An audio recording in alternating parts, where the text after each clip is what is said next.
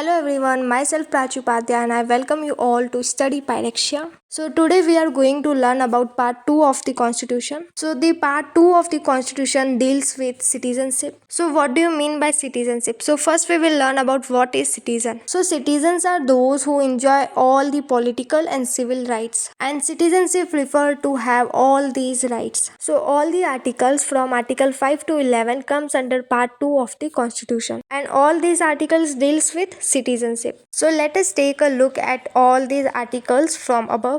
So your article 5 talks about the status of citizenship at the commencement of the Constitution. So it tells us that what was the position of the people who were residing on 26 January 1950. So simply article 5 ये बताता है कि किसको citizenship मिलेगी on the commencement of the constitution. Article 6 बोलता है कि ऐसे लोग जो पाकिस्तान से इंडिया आए हैं माइग्रेट होकर, उनको सिटीजनशिप कैसे मिलेगी।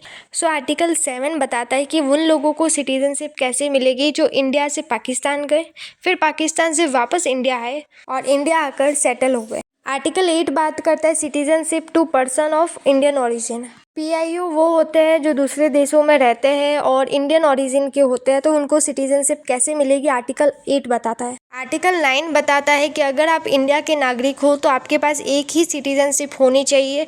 ऐसा नहीं है कि आपके पास इंडिया की भी होगी और अमेरिका की भी होगी, तो ये अलाउड नहीं है। आर्टिकल 10 आउटसाइडर को प्रॉमिस करता है कि हम आप लोगों की नागरिकता नहीं छीनेंगे, और अगर ऐसा कुछ लॉ हम पास करते भी है टर्मिनेशन का, तो वो सारे ही सिटीजन के ऊपर अप्लाई होगा। आर्टिकल 11 बोलता है 27 जनवरी के बाद जितने भी चेंजेस होंगे वो पार्लियामेंट के हाथ में होंगे, वो ही करेंगे। और मैंने ये सब हिंदी में इसलिए समझाया बिकॉज अगर मैं दोनों ही लैंग्वेज यूज़ करूँगी तो वीडियो बहुत ज़्यादा लंबा हो जाएगा। बट वेट अ मिनट, इस वीडियो को बनाने में बहुत ज़्यादा मेहनत लगी है, तो प्लीज़ चैनल को सब्सक्राइब कर देना। अब हम फटाफट आर्टिकल 5 से 11 को कंप्लीट कर लेते हैं अच्छे से।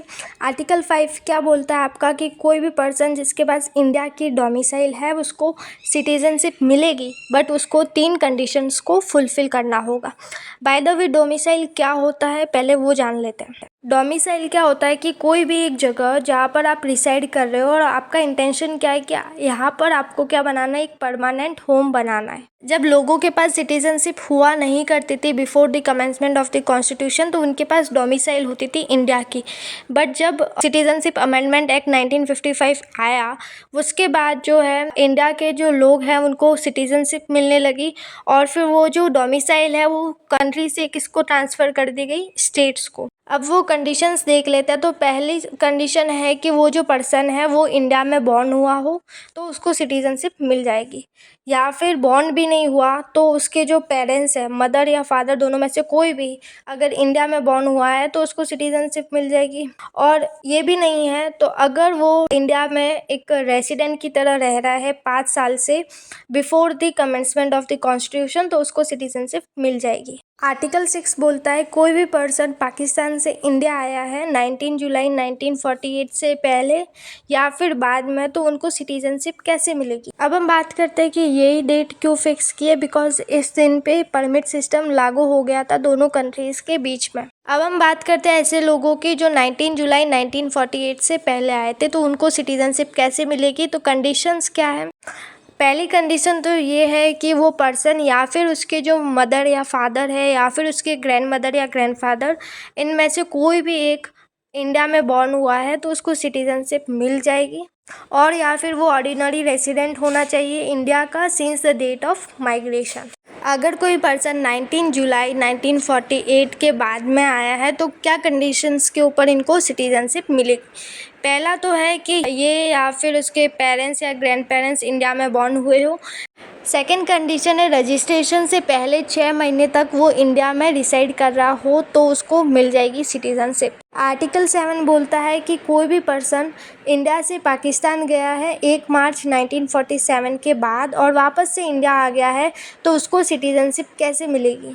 अब उसको सिटीजनशिप तभी मिलेगी अगर उसके इंडिया में रहते रहते 6 महीने हो चुके हैं, तो उसको सिटीजनशिप मिल जाएगी इंडिया की। आर्टिकल 8 बोलता है कि अ पर्सन जो खुद या फिर उसके पेरेंट्स या फिर उसके ग्रैंड पेरेंट्स अनडिवाइडेड इंडिया में बॉर्न हुए हैं और वो आउटसाइड इंडिया रह रहा है, तो उसको सिटीजनशिप कैसे मिलेगी? कंडीशंस क्या है? पहले तो उसको अपने आप को रजिस्टर करवाना पड़ेगा सिटीजनशिप के लिए। किसके पास जाकर? जो डिप्लोमेटिक रिप्रेजेंटेटिव है या फिर जो कॉन्सुलर रिप्रेजेंटेटिव है इंडिया के, उनके पास जाकर इनको रजिस्टर करवाना पड़ेगा। और जिस कंट्री में वो रह रहे हैं उसी कंट्री में जो इंडियन रिप्रेजेंटेटिव है उनके पास जाकर रजिस्ट्रेशन करवा सकते हैं। और वो कमेंसमेंट ऑफ द कॉन्स्टिट्यूशन के पहले भी करवा सकते हैं या फिर बाद में भी करवा सकते हैं।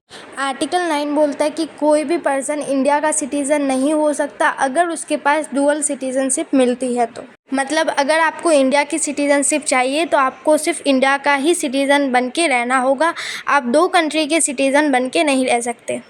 आर्टिकल 10 बोलता है कि कोई भी पर्सन जो इंडिया का सिटीज़न है और जो बनना चाहता है वो इंडिया की सिटीजनशिप कंटिन्यू कर सकता है जब तक पार्लियामेंट को ऐसा लॉ नहीं बनाता सिटीजनशिप को वापस लेने का। आर्टिकल 11 बोलता है कि पार्लियामेंट के पास पावर है कि वो कोई भी प्रोविज़न बना सकते हैं इनके रिलेटेड। आप देखते हैं कि ये किनके रिलेटेड प्रोविजंस बना सकते हैं। पहला तो है एक्विजिशन, सेकंड है आपका टर्मिनेशन ऑफ सिटीजनशिप और थर्ड है कोई भी other matters related to citizenship. अब हम पार्ट 2 में देखेंगे कि कैसे सिटीजनशिप को एक्वायर करते हैं और लॉस करते हैं। और मुझे कमेंट में बताना आपको एक्सप्लेनेशन किस में अच्छा लगता है, इंग्लिश में या फिर हिंदी में। इस चैनल के कुछ कायदे कानून भी हैं। वीडियो अच्छा लगे नहीं लगे आपको चैनल को सब्सक्राइब करना ही है। By the way I am just kidding, अगर आपको कुछ इनपुट्स मिल रहे हैं इस चैनल से तो चैनल को सब्सक्राइब कर देना। And if it is not helpful then don't waste your time in subscribing it.